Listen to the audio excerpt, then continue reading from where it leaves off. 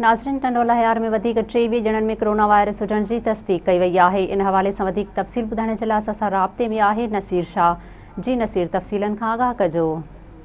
जीअं त नाज़रीन खे ॿुधायो त ټنڈوالهيار ज़िले में रोज़ानी जे बुनियादनि ते कोरोना जा केस वधिजण जो सिलसिलो शुरू थी वियो आहे, जेको तेज़ीअ सां वधी रहियो आहे।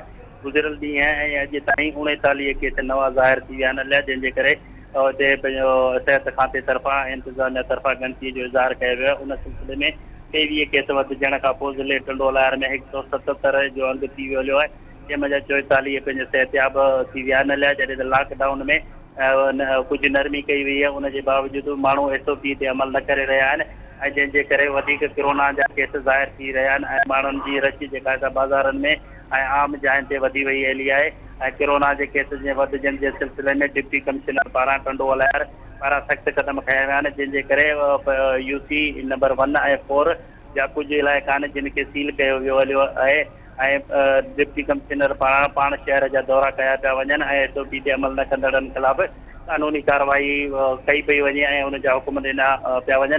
जॾहिं त SSP ټنڈوالهيار पारां सख़्तु क़दम खणंदे SOP ते अमल न कराइण जे हवाले सां B सेक्शन जे SHO खे मुअतल करे छॾियो आहे। ऐं जॾहिं त कोरोना में रोज़ानी जे बुनियाद ते ټنڈوالهيار में केस वधी रहिया आहिनि, जंहिंजे करे इंतिज़ामिया ऐं सिहत खाते पारां गिनती जो इज़हार कयो वियो आहे। जी नसीर, अव्हां जी महिरबानी।